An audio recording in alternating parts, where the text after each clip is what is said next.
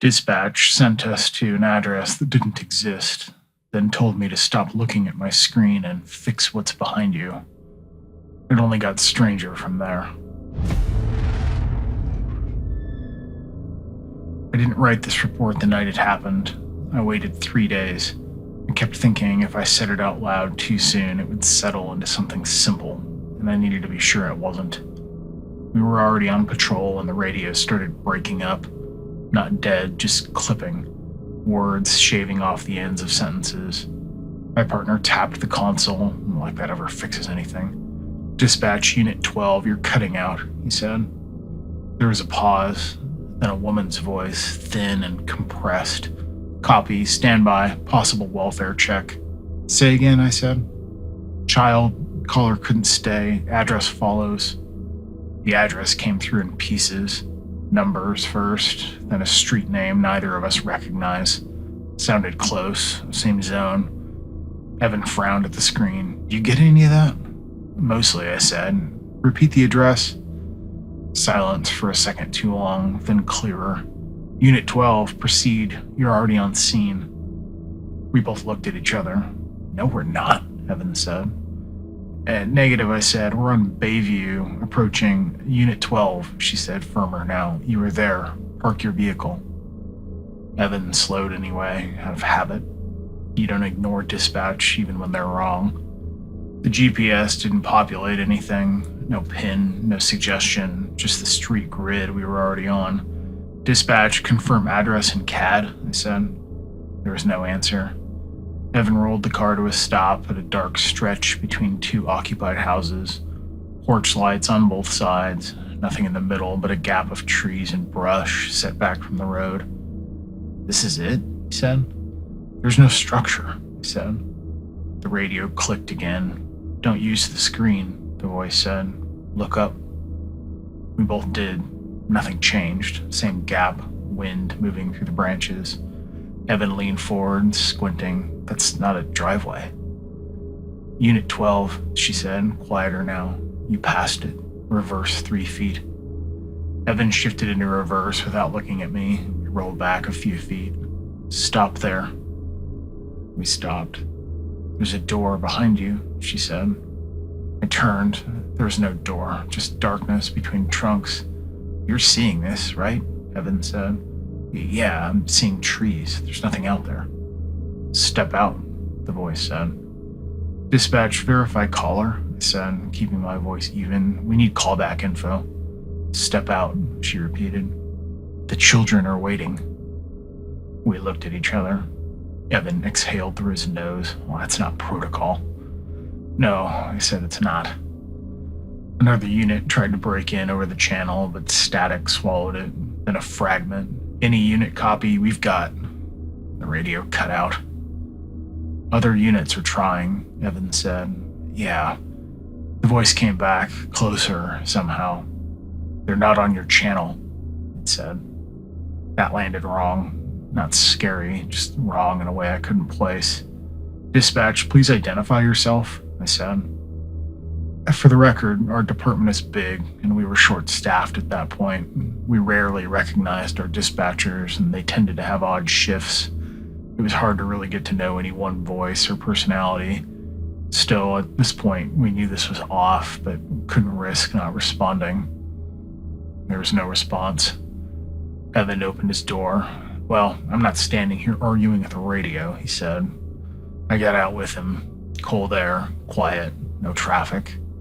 From the road, the gap still looked like nothing, but stepping closer, there was a break in the brush I hadn't noticed from the car. Narrow, walkable if you turned sideways. "Could be a back lot," Evan said. "An older structure set in from the road, maybe." "Yeah, it could be," I said. The radio crackled again. "Not that way," she said. "You're facing it wrong." Evan froze mid-step. "What the hell? You see a path anywhere?" "No," I responded. "Turn around," the radio said. "You're making them wait." "Who is this?" Evan said, louder now. "Give me your ID." "They're counting," she said. "They're at 6. "What the..." Evan trailed off. I felt something tighten in my chest, and not fear, recognition of a pattern I couldn't name yet. Dispatch, I said. What are they counting? There was a pause. Teeth, she said. Evan let out a short laugh that didn't land. Okay, that's enough. Through the dark, he mouthed something to me. Couldn't tell what it was. Keyed his mic. Unit 12 to any unit. Anyone on the net? Confirm you're hearing dispatch. There was nothing. He tried again on the alternate channel, but just static. We both stood there a second, listening. You hear that? I said. At first I didn't, and then I did. Not from the radio, up from ahead. Somewhere in the trees. A thin, irregular sound, like someone tapping glass with a fingernail over and over, out of rhythm. Branch, maybe, in the wind? Yeah, he said, not convinced. The radio clicked again. Don't use your lights, she said. They don't like it. Evan reached back into the car and shut off the overheads, and the road dimmed. Immediately, the gap changed. Not physically, but perception. Depth where there hadn't been any. The suggestion of a shape further in. Angles that could have been a roof line if you let your eyes settle. You see that now? Evan said. I see something, I said, squinting. Proceed, she said. The front door is open. We looked at each other again and didn't move. Dispatch, I said into the radio. If this is a welfare check, we need caller information and confirmation of occupancy. You'll wake them, she said. They don't wake well. Evan rubbed his face. I don't like this, he said to me. Neither do I, responded. We stood there, both waiting for the other to decide. Evan took one step forward. That was it. One step, and then another, because you don't stop mid-motion. I followed. The path wasn't really a path, just less resistance. Branches brushed at our shoulders. That tapping sound got clearer. Not glass, wood. Something loose hitting something fixed. About 20 feet in, the ground leveled out. The shape resolved. It was a structure. Small, single story, no lights on, no visible power line from the road. It sat back a little, like it had always been there and been forgotten. I didn't see this from the street, Evan said. Me either. Unit 12, the voice said. There you are. We paused again. The front door was open, wide enough. It swung lightly in the wind, creaking. The tapping stopped. Silence filled in behind it. Evan glanced at me. Do we announce? Yeah, we announce, I said. Police, he called. Anyone inside? There was no answer. We moved up to the threshold. The interior was dark, pitch black. It smelled like damp wood. No movement. The radio clicked one more time. Only one of you, she said. Send him. Evan looked at me. This is the point we stopped playing along. It was evident something was wrong, and this felt a lot like a setup at this point. We're done with this, I said to Evan. The radio crackled again. Send him, she repeated, softer. He's already late. Dispatch, identify yourself, I said. There was a pause, no answer. Just the open doorway. Evan shook his head. We're not doing this. We clear it together or we don't clear it at all. Agreed, I said to him. We stood there another second, both expecting something to force the decision, but nothing did. The radio went dead. Not static, just off. There's no one here, I said. Evan murmured something back. We backed away from the door at the same time. No discussion, just a share to read. Back to the car, Evan said. We moved quickly, not running. You don't run unless you have to. The path felt longer going out. Branches caught on sleeves. That tapping sound started again somewhere behind us, faster now, like it was trying to catch up. We reached the road. The gap looked like a gap again. No clear line of sight to the structure. Evan didn't hesitate. He got in, started the engine. Unit 12 to dispatch. We're clearing. Please advise. Silence. He switched channels. Nothing. We drove half a block before the radio came back with a burst of overlapping traffic. All normal. Too normal.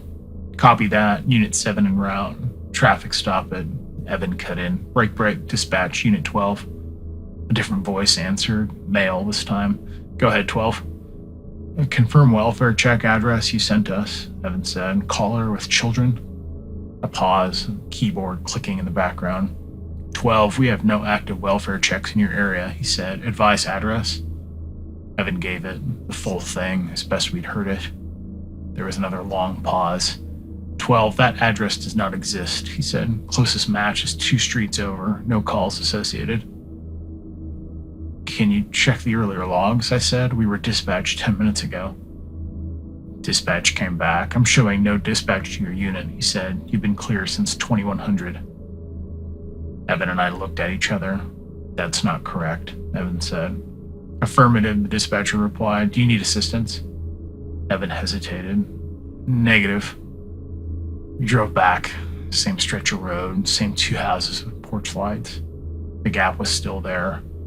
We stopped and sat in the car. You want to walk it again? Evan said. No, I responded. He nodded like he didn't really want to either. We filed the report anyway, put it under radio malfunction, possible interference, misidentified location. There are boxes for that, codes that make things smaller. No one followed up. No other units logged anything similar that night. 3 days later, I went back on my own. Daylight, same spot. The gap was just a gap. No path. Not one that you could easily tell, but it was there. No structure that I could see from the road. But it was back there in those trees. I stood there longer than I needed to. The wind blew through the branches, and I heard a distant, irregular tapping, like something small hitting wood, counting out a number that it hadn't finished yet.